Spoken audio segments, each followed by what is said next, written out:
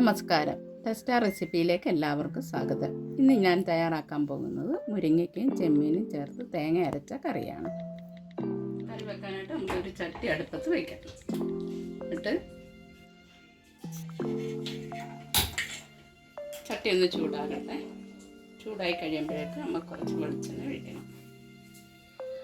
ചട്ടി ചൂടായിട്ടുണ്ട്. നമുക്കൊരു സ്പൂണ് വെളിച്ചെണ്ണ ഒഴിക്കാം.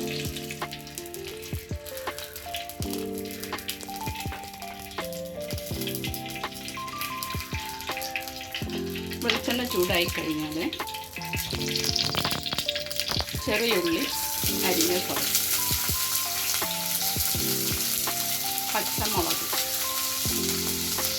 കറിവേപ്പില ഇതെല്ലാം ചേർത്ത് ഒന്ന് ഇളക്കുക.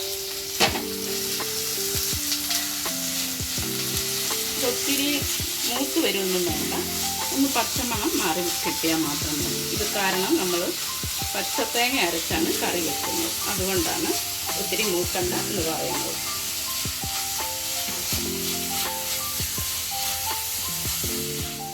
ഇനി നമ്മൾ ചേർക്കുന്നത് ഇഞ്ചി വെളുത്തുള്ളി ചതച്ചതാണ്, ഒത്തിരി അരയ്ക്കേണ്ട, ചതച്ചത് അതും ചേർക്കുക.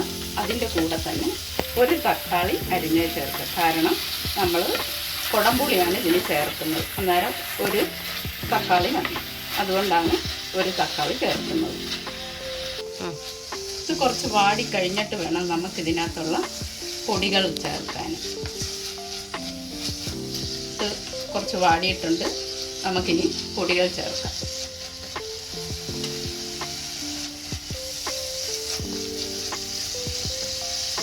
ഇപ്പോൾ 2 സ്പൂൺ മുളക് പൊടി,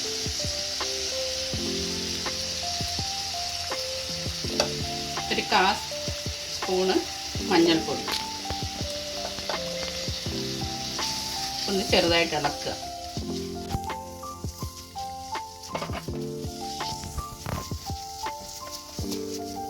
ഇത് ഇളക്കി കഴിഞ്ഞിട്ട് ഇതിൻ്റെ കൂടെ തന്നെ നമുക്ക് മുരിങ്ങയ്ക്കയും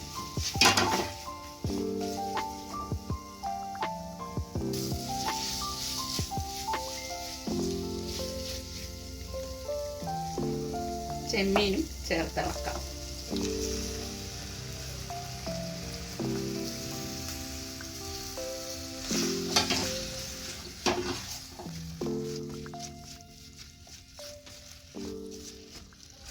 ഇതെല്ലാം ഇളക്കി യോജിപ്പിച്ച് കഴിഞ്ഞിട്ട് നമുക്ക് ഇതിനകത്ത് കുടംപുളി ചേർക്കണം.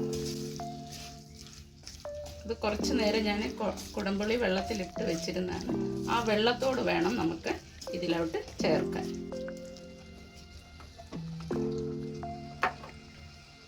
ഈ കുടംപുളി ചേർക്കുകയാണ്.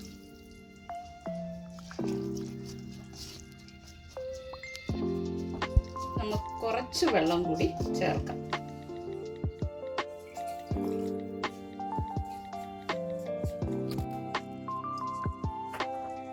ഇനി നമുക്ക് ഇതിനകത്ത് കുറച്ച് ഉപ്പുകൂടി ചേർക്കാം. ഇനി ഇത് തിളച്ച് വരട്ടെ. നമുക്കാണെങ്കിൽ ഇതിനു വേണ്ടിയുള്ള തേങ്ങ അരച്ച് ഇതിന് തിളച്ച് വരുന്ന വരെ ഇതൊന്ന് അടച്ചു വെക്കാം. ഇതിന് ചേർക്കാനുള്ള തേങ്ങ അരയ്ക്കാം.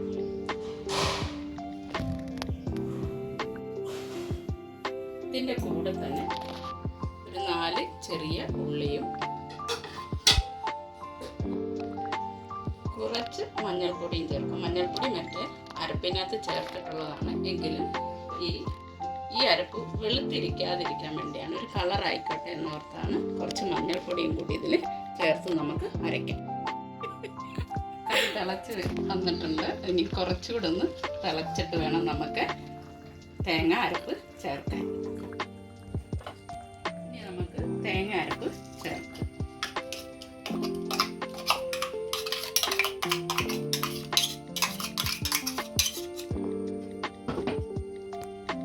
ഇതൊന്ന് ഇളക്കിയിട്ട് ചൂടാകുന്ന വരെ നമുക്കൊന്ന് അടച്ചു വെക്കാം.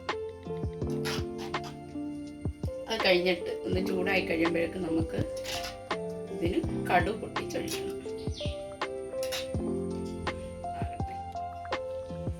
ഇളച്ചിട്ടുണ്ടോന്ന് നോക്കാം. ഇതിന് തിളയൊക്കെ വന്നിട്ടുണ്ട്. ഇനി ഉപ്പുണ്ടെന്നൊന്ന് നോക്കാം. ഉപ്പും പുളിയൊക്കെ കറക്റ്റാണ്. ഇനി നമുക്കിത് താത്ത് വെച്ചിട്ട് ഇതിന് കടുക് പൊട്ടിക്കണം.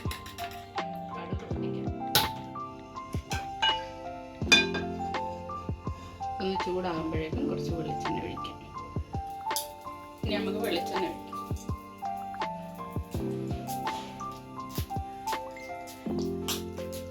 നമുക്ക് കടുകിടാം. പൊട്ടി വരുമ്പോഴേക്കും ചെറിയ ഉള്ളി അരിഞ്ഞ് വെച്ചത് ചേർക്കാം.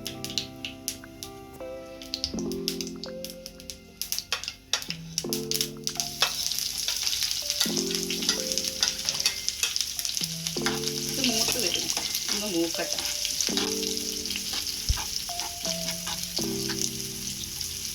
നമുക്കിതിലേക്ക് കുറച്ച് കറിവേപ്പിലയും കൂടി ഇട്ട് മൂക്കിയിട്ടിട്ട്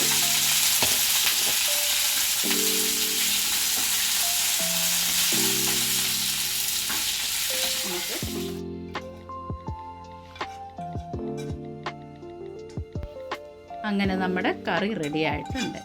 എല്ലാവർക്കും ഇഷ്ടമായിട്ടുണ്ടെങ്കിൽ ഇതൊന്ന് ട്രൈ ചെയ്ത് നോക്കുക.